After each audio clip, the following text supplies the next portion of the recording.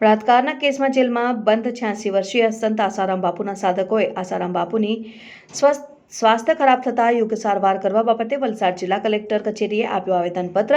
આવેદનપત્રમાં જણાવ્યું છે કે 86 વર્ષના સંત આસારામ બાપુને છેલ્લા 11 વર્ષથી જૂઠા અને બનાવટી કેસમાં રાજસ્થાનની જોધપુર સેન્ટ્રલ જેલમાં રાખવામાં આવ્યા છે। 13 જાન્યુઆરીએ આસારામ બાપુને છાતીમાં દુખાવો થયો હતો, જેના કારણે તેમને જોધપુર ખાતે AIIMSમાં ભરતી કરવામાં આવ્યા હતા। હોસ્પિટલના રિપોર્ટ અનુસાર આસારામ બાપુને હૃદયમાં 3 બ્લોકેજ છે અને તેમને લગાતાર લોહી નીકળતું રહ્યું છે, જેને કારણે તેમને 7 બોટલ લોહીની ચડાવવામાં આવી રહી છે, એવો ઉલ્લેખ આવેદનપત્રમાં કરવામાં આવ્યો છે। અન્ય કેટલીક સ્વાસ્થ્યને લગતી બીમારીઓને અનુલક્ષીને આસારામ બાપુને બેલ આપવામાં આવી છે। વલસાડમાં આસારામ બાપુના સાધકોએ મોટી સંખ્યામાં વલસાડ જિલ્લા કલેક્ટર કચેરીએ ભેગા થઈને આવેદનપત્ર આપ્યું હતું। આસારામ બાપુના ભક્તો આજે મોટી સંખ્યામાં અહીંયા ઉપસ્થિત છે, કલેક્ટર કચેરી આવ્યા છે અને શું છે તેમનો પ્રશ્નો, શેના માટે અહીંયા ભેગા થયા છે, આવો થોડી વિગતો જાણીએ।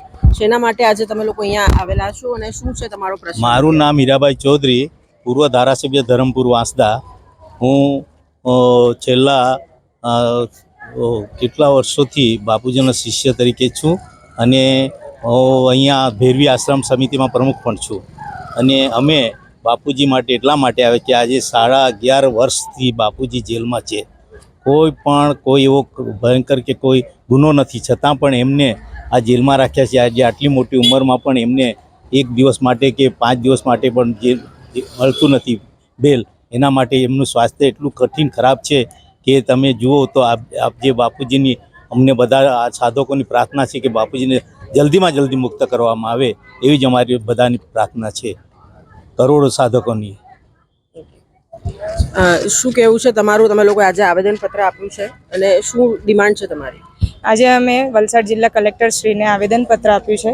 અમારી એક જ ડિમાન્ડ છે કે આજે અમારા પૂજ્ય ગુરુદેવ સંત શ્રી આસારામજી બાપુજી 11થી પણ વધારે વર્ષોથી જેલના અંદર છે અને એમની સ્વાસ્થ્ય એટલું ક્રિટિકલ કન્ડિશનમાં છે। અત્યારે અમારે ગુરુદેવને હાર્ટમાં બ્લોકેજીસ છે, એમ્સમાં એમની ટ્રીટમેન્ટ ચાલી રહી છે, સ્મોલ ઇન્ટેસ્ટાઇનમાં પણ એમને ઇશ્યુઝ છે, એમની ટ્રીટમેન્ટ ચાલી રહી છે। પણ અમારું ગુરુદેવ આટલા વર્ષોથી આયુર્વેદિક પદ્ધતિથી ઉપચાર કરતા આવી રહ્યા છે અને આપણે જોઈએ તો આપણા ભારત સરકાર પણ આજે આયુષ મંત્રાલયના થ્રુ આયુર્વેદિક ટ્રીટમેન્ટ લો એના ઉપર જ વધારે પ્રોત્સાહન આપી રહ્યા છે। તો અમારા ગુરુદેવ તો આટલા વર્ષથી આયુર્વેદિક ટ્રીટમેન્ટ લઈ જ રહ્યા છે, તો આજે પોતાને એક ટ્રીટમેન્ટ લેવા માટે પણ એમને સ્વતંત્રતા નથી મળી રહી। આજે તમે જોઈ રહ્યા છો આપણા દેશના અંદર એવા કેટલા મોટા મોટા ગુના કરનારા લોકો જે આતંકવાદીઓને સપોર્ટ કરે છે, ઘરમાં જેમને AK-47 સુધી મળી ગઈ છે, એવા લોકોને પણ બેલ અને પેરોલ મળી જાય છે એમના ખાલી ફિલ્મ કે કઈ વસ્તુ કરવા માટે। અને આજે જે પૂજ્ય ગુરુદેવ અમારા જે આટલા વર્ષોથી લોક કલ્યાણનું કાર્ય કરી રહ્યા છે, આજે એમને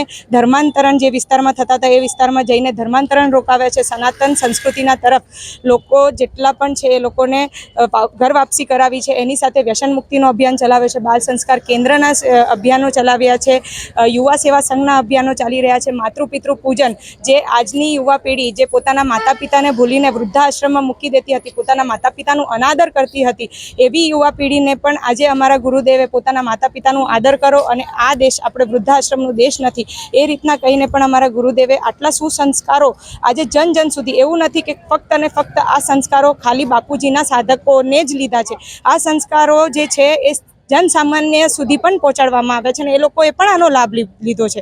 તો આજે આવા મહાન સંત શું કામ એમને એક દિવસ માટે પણ પોતાની ટ્રીટમેન્ટ કરાવવા માટે પણ પેરોલ નથી મળી રહી, ના એમને કોઈ બેલ મળી રહી છે। એની સાથે સાથે એમના જે પુત્ર છે પૂજ્ય નારાયણ સાંઈજી, એમને પણ પોતાના પિતાને મળવા માટે નથી દઈ શકી રહ્યા। કેમ?